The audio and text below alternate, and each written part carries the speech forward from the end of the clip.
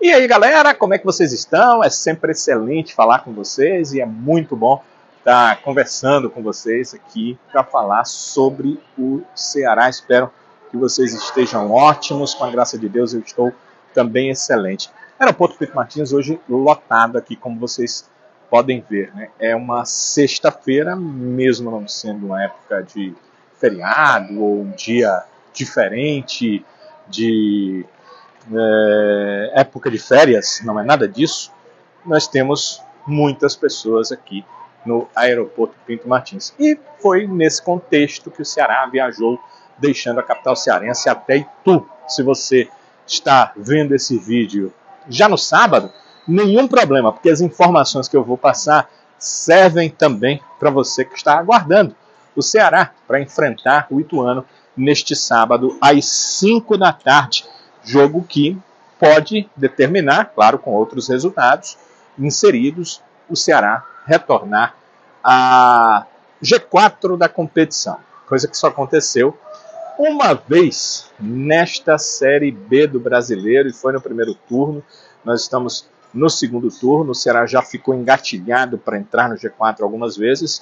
Em algumas ele fez sua parte, mas faltou os outros também fazerem, e em outras o Ceará não conseguiu vencer logo no jogo em que poderia voltar ao G4 da competição.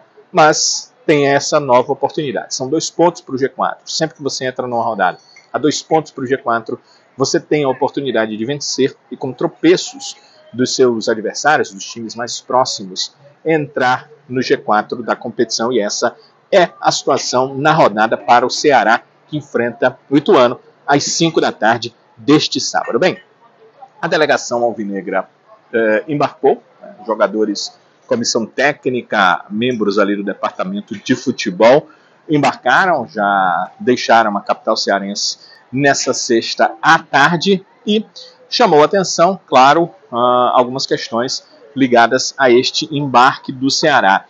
Algumas já eram certas, retornos certos, como o de De Luca, após cumprir a sua suspensão automática, e também o retorno após cumprir suspensão automática do atacante Saulo Mineiro. Portanto, esses 2 retornos já eram retornos que a gente imaginava que iriam acontecer.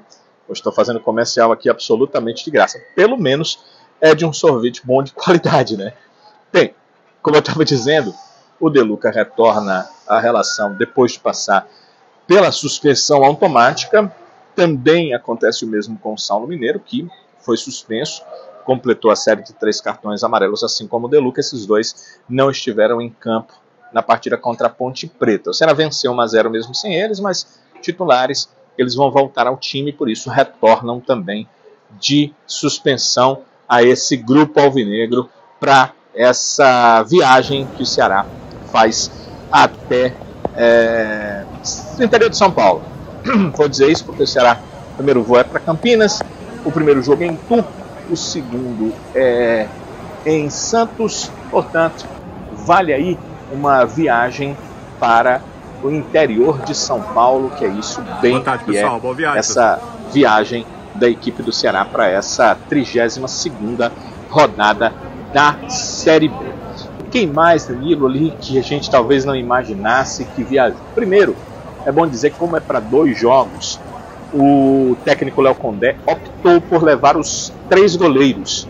Então, além do Bruno, que sempre tem viajado, e do Maicon Clayton, que tem sido o seu suplente imediato, né, para qualquer contingência, o Maicon Clayton é hoje o segundo goleiro do Ceará, também viajou o Luiz Daniel, que é o 3º goleiro. Vocês lembram daquela questão da contusão do Richard? Aí de última hora o Ceará foi atrás de contratar um goleiro. O Luiz Daniel tinha jogado pelo Floresta na Série C do Campeonato Brasileiro. Bom fim de temporada na equipe do Floresta, uma vez que o Floresta conseguiu se manter na Série C depois de um bom tempo no Z4 da competição. Pois é, o Luiz Daniel foi contratado, ainda não tinha tido essa oportunidade em viagens, e aconteceu dele viajaram 3. Ela inclusive viajou com 24 atletas, e o que chama a atenção de viajar com 24 jogadores é que normalmente um time leva 23. Por quê? Porque são 11 titulares e permitidos na Série B 12 atletas no banco de reservas. Então você viaja com os 12 que vão para o banco. Dessa vez são 24 por causa dessa questão dos 2 goleiros. Então o Ceará viajou com esse grupo aí formado por 24 atletas, com o Luiz Daniel sendo o terceiro goleiro desse grupo. Vai participar de todos os treinos, vai estar lá com o grupo. É importante lembrar que depois dessa partida de sexta, o Ceará segue no interior de São Paulo. Aliás, depois dessa partida de sábado, o Ceará segue no interior de São Paulo. Domingo, segunda, terça para o jogo contra o Santos, só volta na quarta-feira, e por conta disso ter um maior número de atletas, um contingente maior para treinamentos é muito importante. Então por isso o Ceará viaja com essa turma aí inteira. Normalmente tinha viajado nos últimos jogos, apesar de poder utilizar 23 numa partida, 11 no time e 12 no banco de reservas, sempre estava viajando com 22, 11 titulares, 11 no banco de suplentes. Para esse jogo, 24, um vai ser cortado, provavelmente o goleiro, claro, não há necessidade num jogo de 3 goleiros, então normalmente se corta um goleiro e aí fica-se com os outros 23 atletas. Chamou a atenção que o Matheus Felipe, o zagueiro, viajou, ele se recuperou da contusão. No último boletim de departamento médico, no jogo contra a Ponte Preta, veio a informação de que ele sentiu uma dor no joelho, né? No boletim, na verdade, não diz isso, né? Diz que ele tem um edema, que ele tinha um edema no joelho. Sanado esse problema, ok do edema, o Matheus Felipe viajou com a delegação, é uma das opções. Será que o Matheus Felipe vai ser titular do time? Bem, a gente vai conversar sobre isso já já. Já já vou dizer para vocês como é que deve jogar o Ceará contra a equipe do Ituano. Vamos pensar aqui nas possibilidades que a equipe do Ceará vai ter dentro desta partida e nessa rodada. Vamos pensar aí na rodada de Série B que o Ceará vai ter, que é a 32ª rodada, que, como eu disse, pode levar o Ceará de novo ao G4 da competição. A rodada, é importante dizer o seguinte, a rodada começou já na quarta-feira com o Chapecoense 3, Santos 2. O resultado foi bom para o Ceará, não foi nada demais, porque na verdade não mexe com a situação do Ceará momentaneamente. O Santos está bem lá em cima na tabela, o Santos tem 56 pontos, enquanto o Ceará tem 48, a diferença é de 8 pontos, mas foi bom por quê? Primeiro porque a Chapecoense não ameaça, o Ceará está lá embaixo. Segundo porque é sempre bom que times do G4 não confirmem os seus acessos, porque enquanto ele não confirmar o acesso, aquela vaga está lá disponível. Difícil 8 pontos de diferença, mas a vaga está lá disponível enquanto ele não completar uma pontuação que lhe deu acesso. Então foi importante. Mas o mais importante de tudo dessa derrota do Santos é que lembrem-se que existem dois números mágicos na Série B. Vocês lembram disso? Um é o 45, e chegando a 45 o time não cai.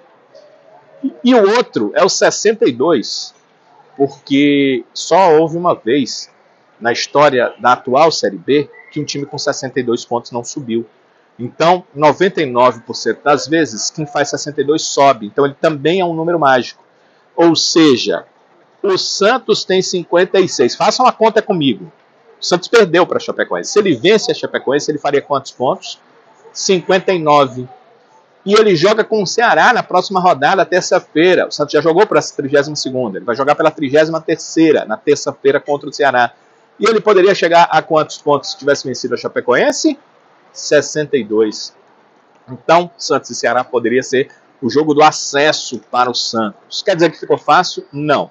Quer dizer que não tem todo esse clima por trás de jogo do acesso para o Santos, porque o Santos não venceu a Chapecoense contra o Ceará. Ele não pode chegar a 62 pontos. O jogo continua sendo difícil, o Santos continua sendo melhor, continua buscando seu acesso e tudo mais, mas jogo do acesso, nesse jogo não vai poder ter o estereotipo. Eu acho isso importante para o Ceará. Tudo que vier de positivo é bom, tudo que vier de negativo você tem que tentar que não ocorra com o seu time, e esse é um viés positivo para o Ceará. O confronto da quinta-feira marcou América Mineiro e Goiás, e também foi um bom resultado.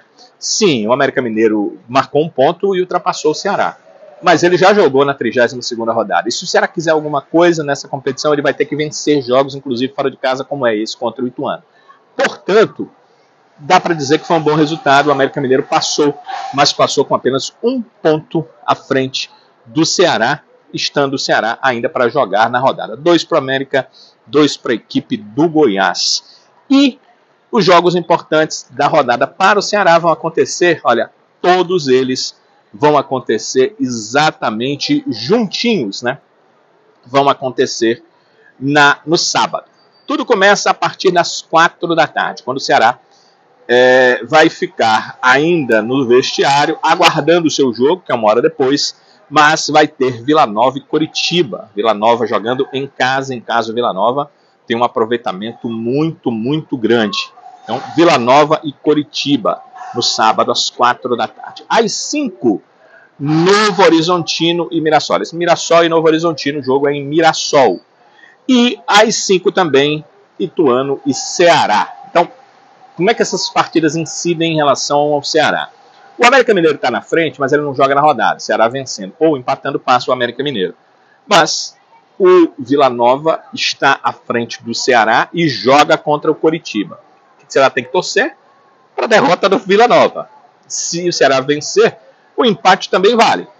E o Mirassol joga com o Novo Horizontino. Mirassol, que é o integrante do G4, que tem a sua vaga ali cobiçada por Ceará, por Vila Nova, tinha até pelo América Mineiro, mas o América Mineiro já passou a rodada só com empate. Então, Vila Nova e Ceará cobiçam essa 4ª vaga.